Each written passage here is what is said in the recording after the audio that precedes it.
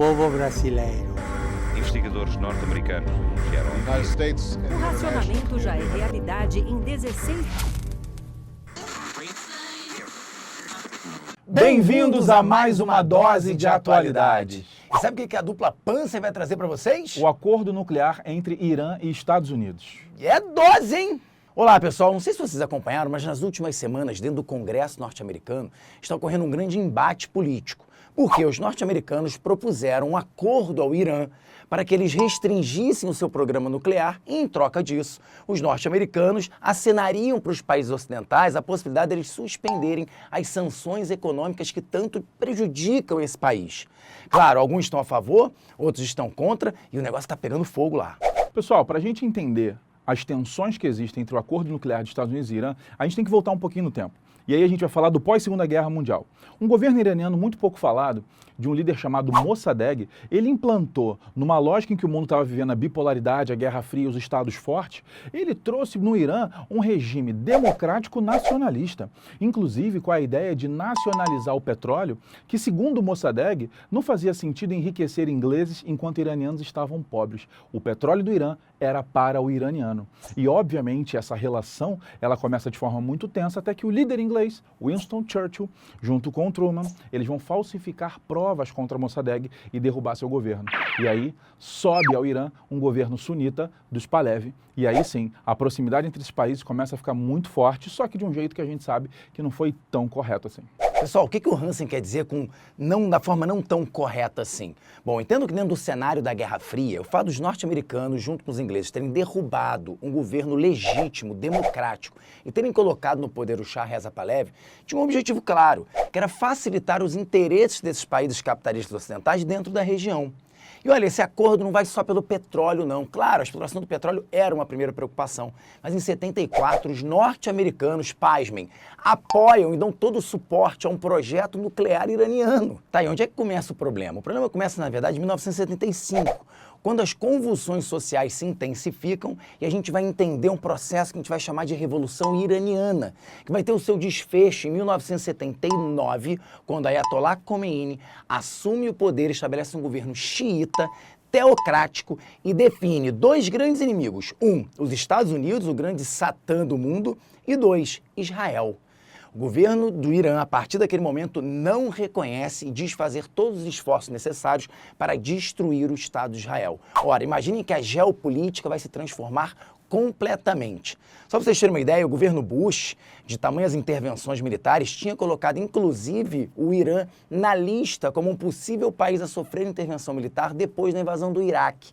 Por quê, gente? Porque por mais que o Irã tenha participado dos acordos durante ainda a Guerra Fria de redução de produção de armas estratégicas, de redução de produção de armas atômicas, nucleares, há uma grande desconfiança no cenário internacional em relação a esse país. Exatamente porque na sua política internacional eles são um pouco intransigentes, eles não dialogam com muita tranquilidade, com muita facilidade com os demais países ocidentais. Isso obviamente traz uma desconfiança em relação a esse projeto nuclear. Quando termina a Guerra Fria, e em teoria aquele equilíbrio do terror termina, é curioso como a gente pensa, poxa, acabou a Guerra Fria, então agora o mundo vai ficar mais tranquilo. Não é verdade. Antes nós tínhamos uma corrida armamentista entre duas superpotências. Era a paz impossível e a guerra improvável, dada a clara ideia de uma dimensão de suicídio coletivo. Mas agora vários países desenvolvem as suas armas, como por exemplo Paquistão, Índia, África do Sul, ou seja... Qual é o risco hoje? Que não haja mais um controle sobre essa possibilidade de uma guerra nuclear e, obviamente, todos nós seríamos prejudicados com isso. E como eles chegaram a um acordo? Pessoal, vale a gente lembrar que de 2006 até 2013, o governo iraniano liderado por Mahmoud Ahmadinejad era visto como um governo inimigo, era visto como um governo que era contra o Ocidente. Vale lembrar que Ahmadinejad ele era um grande crítico aos Estados Unidos, um grande crítico a Israel, mas vale a gente destacar que desde 79 o Irã não atacou ninguém. O Irã não era um país de atividade belicista muito grande, mas ele era um país de atividade política muito intensa. Era um país crítico que falava na ONU, que falava em discussões internacionais. A saída de Mahmoud Ahmadinejad mudou tudo. A chegada de Hassan Rouhani ao poder iraniano fez com que, novamente, Irã e potências voltassem a conversar. Até que uma reunião que trouxe o Conselho de Segurança da ONU, composto por Estados Unidos, França, Inglaterra, Rússia e China, mais a Alemanha, que veio de convidada para supervisionar esse processo, eles fizeram um acordo e ali foram amarradas do que seria o atual acordo iraniano. E o que ficou decidido? O Irã reduziria o seu potencial nuclear, ele reduziria sua produção para um ponto do território, localizado bem na sua porção central, e pela primeira vez o Irã abre as suas fronteiras para inspetores internacionais saberem exatamente o que ele vem fazendo.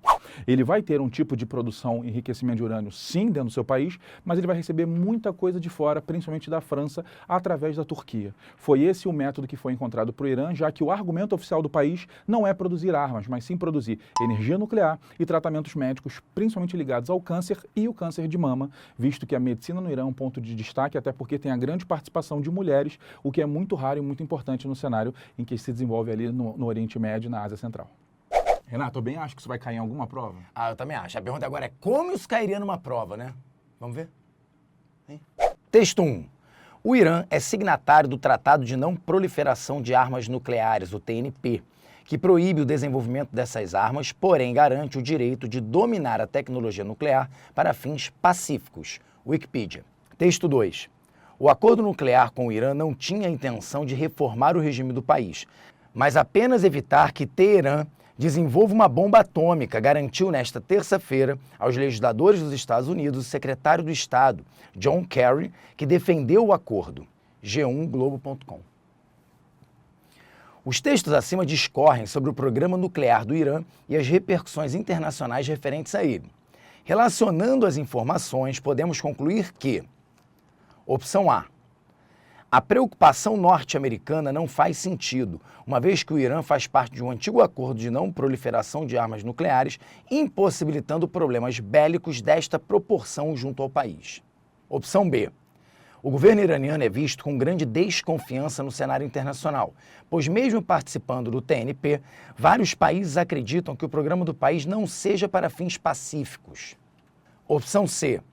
Os Estados Unidos adotam uma postura economicamente pragmática para que países suspendam sanções que prejudicam o desenvolvimento do capitalismo no Oriente Médio. E a opção certa é... Gente, onde é que você marca aí a opção que você acha correta? Marca quadradinho vermelho, marca quadradinho vermelho, marca quadradinho, marca quadradinho, marca quadradinho vermelho. Agora, se você estiver vendo pelo celular, marca aqui no izinho para você ver as opções. Ah, marca no izinho, marca no izinho, marca. Para, izinho.